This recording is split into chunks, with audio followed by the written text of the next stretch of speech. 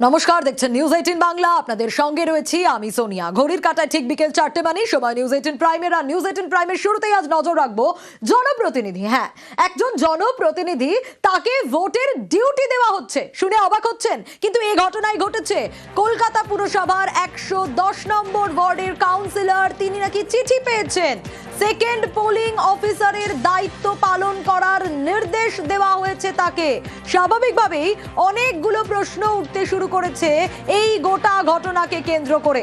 ঠিক কি ঘটেছে আরো বিস্তারিত এই বিষয়ে জানাতে পারবে সান্নিক, রয়েছে আমার সঙ্গে। সান্নিক, কোন দলের নির্বাচিত জনপ্রতিনিধি, তাকে নির্বাচনের ডিউটি দেওয়া হচ্ছে, নির্দেশ দেওয়া হচ্ছে, স্বাভাবিকভাবেই তো প্রশ্ন উঠবে, ঠিক কি ঘটেছে?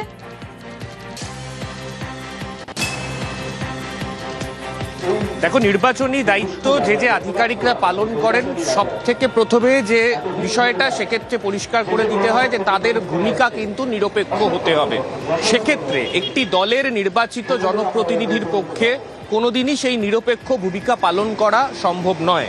আর এবার যেটা দেখা গেল, নির্বাচন কমিশনের তরফে এই চিঠি, অর্থাৎ এই নির্বাচনী কার্যকলাপ পালন করতে হবে, নির্বাচনী দায়িত্ব পালন করতে হবে, এই দায়িত্ব যাকে দেয়া হলো তিনি একজন নির্বাচিত জনপ্রতিনিধি এবং শহর কলকাতা মিউনিসিপাল কর্পোরেশনের 110 নম্বর ওয়ার্ডের তিনি কাউন্সিলর। স্বভাবতই প্রশ্ন উঠছে যে স্বাভাবিকভাবেই সেক্ষেত্রে তিনি তার দায়িত্ব পালন যদি করতে হয়, সেক্ষেত্রে নিরপেক্ষ দায়িত্ব পালন সম্ভব নয়। তিনি স্বভাবতই তার দলকে জানালেন, দলের তরফ থেকে জানানো হলো যে মেল করে নির্বাচন কমিশনকে গোটা বিষয়টা জানানোর জন্য। কিন্তু তিনি অভিযোগ করছেন এই বিষয়টা প্রথমবার তার সাথে হয়নি। এর আগেও তিনি 2024-এর লোকসভা নির্বাচনের সময় সেক্ষেত্রেও তার কাছে চিঠি এসেছিল। তিনি একটি স্কুলের যেহেতু শিক্ষক, সেক্ষেত্রে তার কাছে সেবারও চিঠি এসেছিল, তাকে সেই দায়িত্ব পালন করতে বলা হয়েছিল। সেক্ষেত্রে তিনি দায়িত্ব পালন না করায় তাকে শোকজ পর্যন্ত করা হয়েছিল নির্বাচন কমিশনের তরফে, তেমনটাই কিন্তু তিনি অভিযোগ তুলছেন।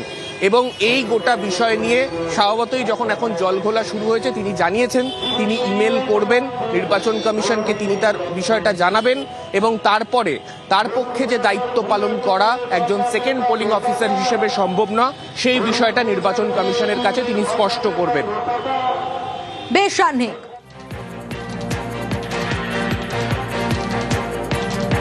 28 দিনে আমাকে এই ধরনের একটা ইলেকশন ডিউটি দিয়ে চিঠি পাঠানো হয়েছে। এখানে ইলেকশন কমিশন বলছে নিরপেক্ষ, সেখানে কি করে তারা একজন দলের পৌর প্রতিনিধি, কাউন্সিলর একজন কলকাতা কর্পোরেশনের নিরপেক্ষতা কিভাবে বজায় রাখে যে আমাকে ডিউটিতে ফেলে? না, দলকে আমি জানিয়েছি, আমি মেল করে দেবো আজকে যে আমি একজন দলের কাউন্সিলর, ভেবে দেখবার জন্য যে আমার সত্যি মনে হয় ডিউটি করা ঠিক হবে না। আর এবার নজর রাখবো, কেন ভোটের কাজে চুক্তিভিত্তিক সরকারি কর্মী? এ প্রশ্ন উঠছে। কমিশনের যে নির্দেশিকা, তারপরেও কেন নিয়োগ? এ প্রশ্ন উঠছে। যারা নিয়োগ করেছেন তাদের শোকজের নির্দেশ দেওয়া হয়েছে, জেলা শাসকদের নির্দেশ, রাজ্যের সিইওর। ঠিক কি নির্দেশ দেওয়া হয়েছে, আরো বিস্তারিত এই বিষয়ে জানবো। সোমরাজ রয়েছে আমার সঙ্গে।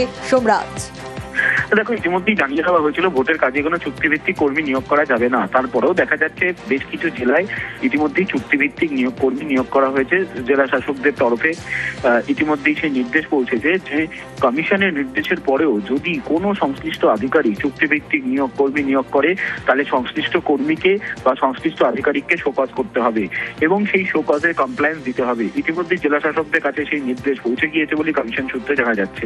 শুধু তাই নয়, জেলা শাসকদের এটাও বলা হয়েছে যে সতর্ক থাকতে হবে যাতে কোন রকম চুক্তিভিত্তিক কর্মী নিয়োগ না হয় ভোট কর্মী হিসাবে। কারণ কমিশনের কাছে খবর আসছে যে দেখা যাচ্ছে প্রিসাইডিং অফিসার বা পোলিং অফিসার হিসাবে চুক্তিভিত্তিক কর্মী নিয়োগ করা হচ্ছে। কেন্দ্রীয় বা রাজ্য সরকারের থেকেও যারা অস্থায়ী কর্মী অর্থাৎ চুক্তিভিত্তিক কর্মী, তাদেরকে নিয়োগ করা হচ্ছে। কমিশনের যেখানে নির্দেশ রয়েছে, যেখানে ইতিমধ্যেই রাজ্য সরকারের তরফেও নির্দেশ দেওয়া হয়েছে, তারপরেও কেন চুক্তিভিত্তিক কর্মী নিয়োগ করা হচ্ছে? এক্ষেত্রে যারা যে সমস্ত আধিকারিকরা চুক্তিভিত্তিক কর্মী নিয়োগ করেছেন ভোটের কাজের ক্ষেত্রে, তাদের অবিলম্বে শোকজ করার নির্দেশ রাজ্যের সিও দপ্তরের তরফে দেওয়া হয়েছে জেলা শাসকদের বলেই কমিশন সূত্রে খবর। বেশ।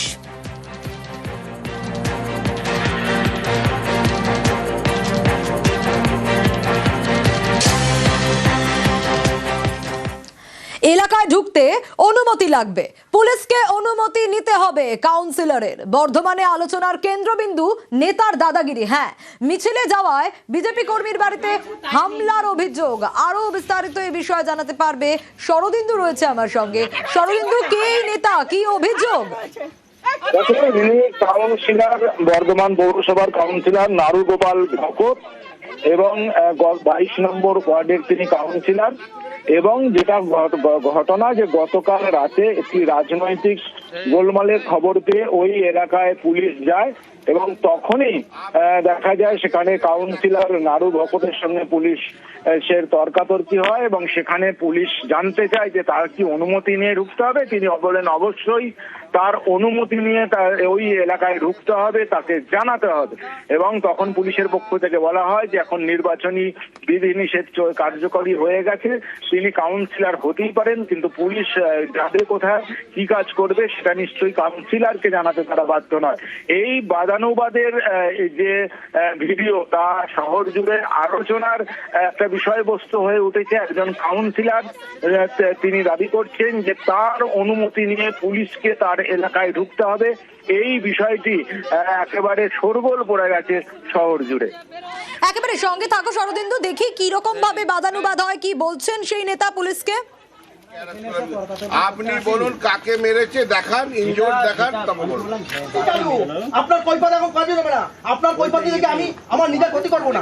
আপনি অ্যারেস্ট করুন না আমাকে। দেখুন আপনার ডান হাতে একটা রাস্তা, আমরা উন্নয়নের কথা বলবো। আপনি সকালবেলা ওখানে হলো। আর এরপর ঠিক কি হলো শরদিন্দুর কাছ থেকেই জানবো। শরদিন্দু, এর পর কি হলো? দেখো, এই মহাদেব মাল নামে এক বিজেপি কর্মী, সেই এলাকায় প্রার্থী, বর্ধমান দক্ষিণের প্রার্থী মৌমিতা বিশ্বাস মিশ্র, তিনি প্রচারে গিয়েছিলেন। তিনি তাদের খাওয়া দাওয়ার ব্যবস্থা করেন। এরপরই তার বাড়িতে হামলা হয় বলে অভিযোগ এবং সেই অভিযোগ পেয়ে রাত্রেই পুলিশ সেখানে যায় এবং তখনই কার্যত পথ আটকান নারুগোপাল ভকত। তিনি বলেন যে কার অনুমতি নিয়ে সেখানে গেছে। তখন পুলিশ জানতে চায় কাউন্সিলরের কি অনুমতি নিতে হবে, কাউন্সিলর দিয়ে তো কিছুই জানানি। তখন সেই কাউন্সিলর একেবারে রীতিমতো পুলিশকে হুঁশিয়ারি দেন তিনি। বেশ, আপনার কৈফিয়ত এখন কাজে দেবে না। আপনার কৈফিয়ত থেকে আমি আমার নিজের ক্ষতি করব না। আমার বর বিজেপি করে, পার্টি করে, তার জন্যই আমার উপরে টর্চিং করছে, হামলা করছে, আতঙ্কে আছে। ইট ছুঁড়েছে, লাঠি মারছে, দরজা ভেঙে দেবো, তোরা বেরিয়ে আয়, অশ্লীল ভাষায় গালাগালি। একদল মেয়ে ছেলে এলো, এসে আমাদের পাড়ারই, হ্যাঁ নারু ভকতের দল করে, দিয়ে বড় বড় ঢিল ছুটছে। আমরা ভয়ে বেরোতে পারিনি, বলছে ভেঙে ঢুকে পড়বো, আজ নাই বেরোলি, কালকে তো বেরোবি, তখন কোথায় যাবি তোরা? এটা পাড়াগত একটা ব্যাপার। বিজেপির খেয়ে দিয়ে কাজকর্ম নাই, সারা বছর দেখতে পায় না। তাই যার সঙ্গে হয়েছে ও বিজেপি করে, ও বিভিন্ন লোকে ও অ্যাকচুয়ালি জায়গা দালালিও করে। এই ভোটের সময় এসব বিভিন্ন রকম আমাদের নিয়ে বলে মানুষের কাছে ভালো করতে যাচ্ছে। ভোটের বাংলায় নীতিন নবীন দক্ষিণেশ্বরে পুজো দিয়ে পর বৈঠক। দুদিনের রাজ্য সফরে বিজেপি সর্বভারতীয় সভাপতি।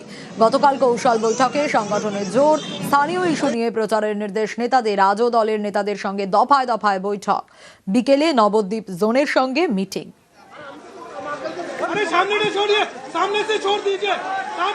माँ के दरबार में आशीर्वाद प्राप्त किया है। माँ काली हम लोग सबको अपना असीम आशीर्वाद दे कि जिस बंगाल को उसके सांस्कृतिक विरासत के लिए, भारतीय संस्कृति के लिए, पश्चिम बंगाल की संस्कृति ने पूरे देश को एक सूत्र में बांधा। आज उसी पश्चिम बंगाल में कहीं न कहीं हमारी संस्कृति को चोट करते हैं।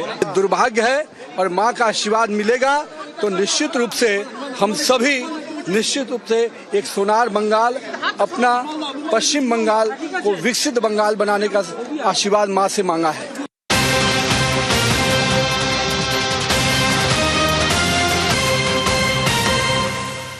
ভিন রাজ্যের নেতাদের কাজে ক্ষুব্ধ নীতিন নবীন। বাংলার দায়িত্বপ্রাপ্তদের ভূমিকায় অসন্তুষ্ট বিজেপি নেতৃত্ব। আরো বিস্তারিত এই বিষয়ে জানাতে পারবে সুস্মিতা রয়েছে আমার সঙ্গে।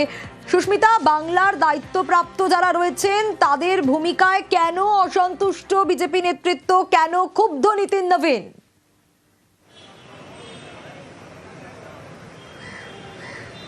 দেখো 26-এর নির্বাচনে জয়ের লক্ষ্যে বিভিন্ন বিজেপি শাসিত রাজ্যগুলি থেকে 20 জনের বেশি প্রায় 26 জন ভিন রাজ্যের নেতা, সংগঠন মন্ত্রী, বিধায়ক তাদেরকে দায়িত্ব দেওয়া হয়েছিল জোন ভিত্তিক বা সাংগঠনিক জেলা ভিত্তিক। আজ বঙ্গ বিজেপির শীর্ষস্থানীয় নেতৃত্বের সঙ্গে বিজেপির সর্বভারতীয় সভাপতি নীতিন নবীন তিনি বৈঠকে বসেছিলেন। তারা ভিন রাজ্যের নেতাদের সঙ্গে যাদের দায়িত্ব দেওয়া হয়েছিল এই রাজ্যের বিভিন্ন জোনের বা সাংগঠনিক জেলার, তাদের আলাদা করে বৈঠকও হয়েছে এবং ইতিমধ্যেই জোন ভিত্তিক বৈঠক যেমন সেরেছেন কেন্দ্রীয় নেতৃত্ব, ঠিক তেমনি আজ এই মুহূর্তে নবদ্বীপ জোনের বৈঠক চলছে। কিন্তু এর আগে হয়ে যাওয়া ভিন রাজ্যের দায়িত্বপ্রাপ্ত নেতাদের বৈঠকে বেশ কয়েকটা ক্ষুব্ধ সুরেই কথা বলেছেন, নির্দেশিকা দিয়েছেন আবার নতুন করে কেন্দ্রীয় সর্বভারতীয় সভাপতি বিজেপির নীতিন নবীন। তার কারণ কেন্দ্রীয় শীর্ষস্থানীয় নেতৃত্বের মনে হচ্ছে কোথাও গিয়ে তার বক্তব্য স্পষ্ট যে ভিন রাজ্যের যে নেতাদের দায়িত্ব দেওয়া হয়েছিল সাংগঠনিক জেলা ভিত্তিক সংগঠন মজবুত করার কাজে, নেতারা সেই দায়িত্ব পালনে বেশ খানিকটা অবহেলা করেছেন কোথাও গিয়ে, বা তাদের সেই লক্ষ্যমাত্রা পূরণে, কেন্দ্রের দেওয়া লক্ষ্যমাত্রা পূরণে ব্যর্থ হয়েছেন ভিন রাজ্যের ভারপ্রাপ্ত নেতারা। কারণ নীতিন নবীন তিনি স্পষ্ট করে জানিয়েছেন বৈঠকে, বিজেপি সূত্রে খবর যে তিনি স্পষ্ট করে বলে দিয়েছেন এসে থাকবেন ঘুরে যাবেন, বিষয়টা এরকম নয়। রাজ্যের প্রত্যেকটি সাংগঠনিক জেলায় তৃণমূল স্তরের নেতাদের গিয়ে, কর্মীদের গিয়ে, তাদের বাড়ি বাড়ি গিয়ে জনসংযোগ করতে হবে ডোর টু ডোর প্রচার, জনসংযোগে মন দিতে হবে এবং তার সঙ্গে অবশ্যই কর্মীদের সুখ দুঃখে পাশে থাকতে হবে। শুধুমাত্র ভিন রাজ্যের ভারপ্রাপ্ত নেতাদের নয়, এ রাজ্যের যারা যুব মোর্চার দায়িত্বে রয়েছেন, মহিলা মোর্চার দায়িত্বে রয়েছেন, ছাত্র যুব মহিলা সকলকে একত্রিত হয়ে আন্দোলনমুখী হতে নির্দেশ দিয়েছেন নীতিন নবীন, এমনটাই সূত্রের খবর। তার পাশাপাশি অঙ্গনওয়াড়ি কর্মী থেকে আরম্ভ করে যারা ঘরের মহিলা রয়েছেন, যারা মূলত গৃহবধূ, তাদেরকে সাংগঠনিক শক্তি মজবুতের পন্থা হিসেবে অবলম্বন করতে বলেছেন মহিলা মোর্চার কর্মীদের নীতিন নবীন। তিনি স্পষ্ট করে বলেছেন অঙ্গনওয়াড়ি কর্মীদের বাড়ি বাড়ি যান, ডোর টু ডোর প্রচারের মাধ্যমে মানুষের সুখ দুঃখের কথা শুনে তাদের পাশে থাকার চেষ্টা করুন, যাতে দলের সাংগঠনিক ক্ষমতা মজবুত হয়, দলের কর্মী সমর্থকদের মনোবল বাড়ে, তার পাশাপাশি মানুষ নির্বাচনী ক্ষেত্রে বিজেপিকে পছন্দসই মনে করে তাকে নির্বাচনে ভোটটা দেয়।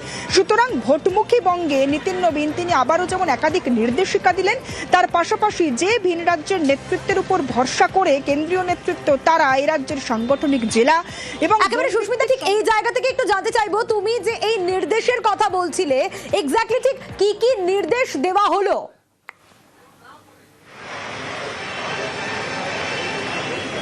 দেখো বলা হয়েছে সপ্তাহে 3 দিন করে প্রতিদিন খুব কম করে হলেও 50-এর বেশি ঘরে ঘরে ঘুরতে হবে, মানুষের কাছে পৌঁছতে হবে।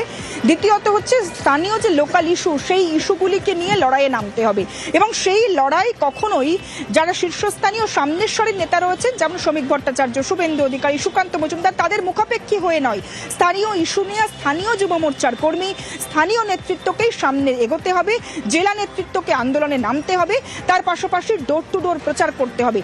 শুধু তাই নয়, মানুষের সুখ দুঃখে, মানুষের সমস্যা শুনতে হবে, সেই সমস্যার সমাধান করতে হবে। শুধুমাত্র আগামী দিনে বিজেপি এসেই সমস্যার সমাধান করবে এই রকম কোনো মুখাপেক্ষী বাণী নয়, সেই সমস্যার যে সমস্যার সমাধান সম্ভব।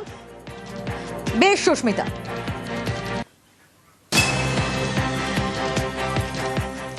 খড়গপুর টাউন থানার আইসিকে হুমকি, দিলীপ ঘোষের বিরুদ্ধে কমিশনে অভিযোগ।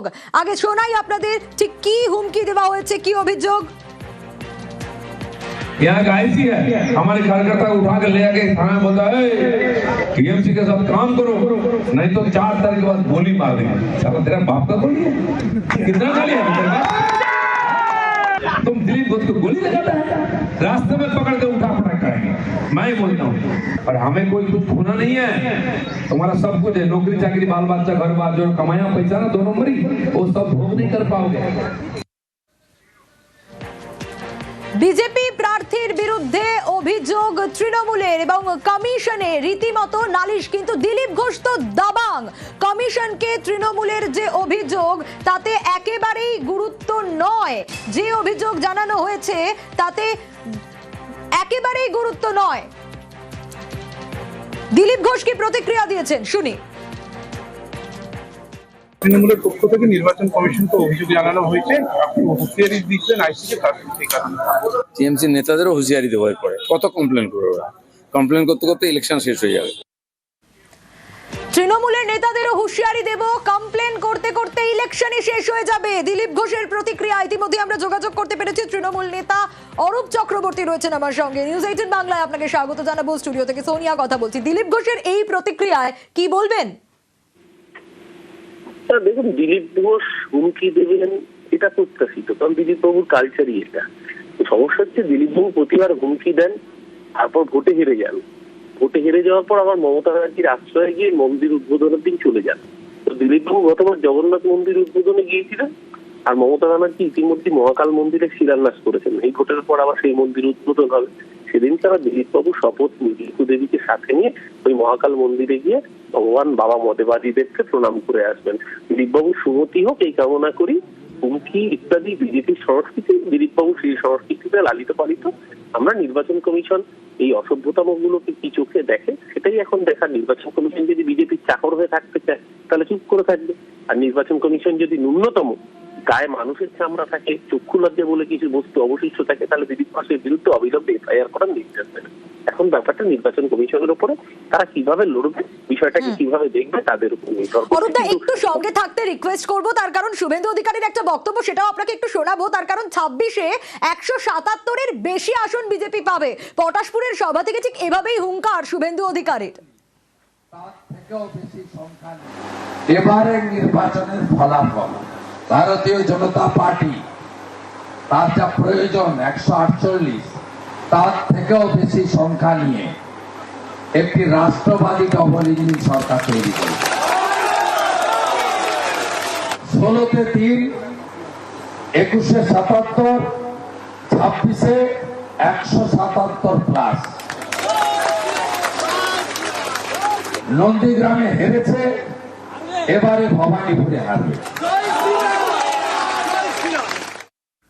আবারও অরূপদার কাছে একটু যাবো। অরূপদা, 16-এ 3, 21-এ 77 আর 26-এ 177 প্লাস, রীতিমতো হুঙ্কার শুভেন্দু অধিকারীর পটাশপুরের সভা থেকে।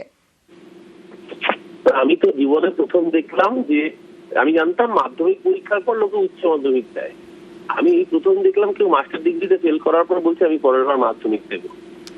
গতবার আপকিবার 200 পাওয়ার বলে 77 আটকে ছিল, এবার শুরুই করেছে 177 থেকে। মানে লোকে টার্গেট বাড়ায়। এই অপদার্থ বিরোধী দলনেতা থাকলে বিজেপিকে টার্গেট কমাতে হবে, নিজেরাই করছে 177। 200 বলে 200 গতবার 77 ছিল, এবার 177 বলে 30 হবে তো। আর যে ওই 3 থেকে 16, 3 থেকে কি কত 77-এর গল্প দিচ্ছে, শুভেন্দু অধিকারীর আমলেই তো 18টা লোকসভা সাংসদ থেকে 12টায় নেমেছে। এই গল্পটা ভুলে যাচ্ছে। বাংলার মানুষ অপেক্ষা করছে 4 মে বাংলা বিরোধীদের বঙ্গোপসাগরে নিক্ষিপ্ত করবে এই বাংলার মানুষ। ওরা নিজেরাও জানে সেটা, তার জন্যই আপকিবার 200 পার এবার আর বলতে পারছে না। এবার আগেভাগেই বগার পার করার রাস্তা নিজেরাই তৈরি করতে রেখেছে এসআইআর নামে অসভ্যতার উপরে। ধন্যবাদ।